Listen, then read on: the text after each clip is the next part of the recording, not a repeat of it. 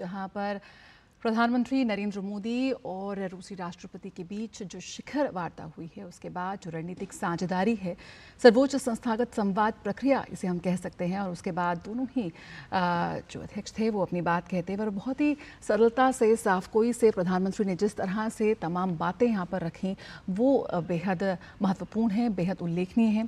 प्रधानमंत्री ने कहा कि लगातार पिछले 40 वर्षों से जो भारत आतंकवाद का दंश झेल रहा है और आतंकवाद के हर रूप की वो निंदा करता है।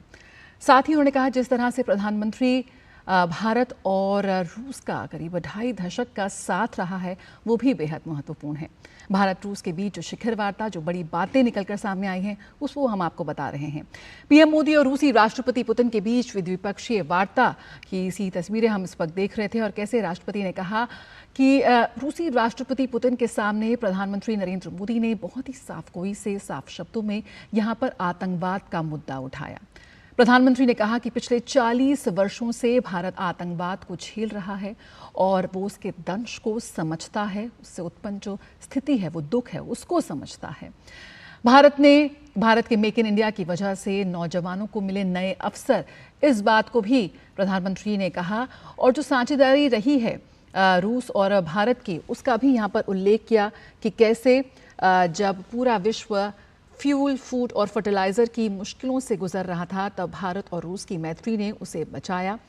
पेट्रोल डीजल पर जो सहयोग रहा है रूस का, उसकी सराहना यहाँ प्रधानमंत्री ने कहा की है कि पिछले जो 5 वर्ष पूरे विश्व के लिए, मानव जाति के लिए बेहद कठिन रहे। ऐसे में भारत और रूस की मैत्री एक उदाहरण बनी। साथ ही जो संघर्ष है उसका भी जिक्र यहाँ पर प्रधानमंत्री ने किया कि जो युद्ध है, जो जानहानि होती है उसमें खासकर बच्चों की वो बेहद हृदय विदारक होती है और उसकी उन्होंने खुलकर निंदा की। साथ ही प्रधानमंत्री ने कहा कि जो हमारी भावी पीढ़ी है उसके उज्जवल भविष्य के लिए शांति ज़रूरी है और युद्ध के बीच किसी भी तरह के समाधान की, शांति की बात नहीं हो सकती है और इसीलिए शांति बेहद ज़रूरी है।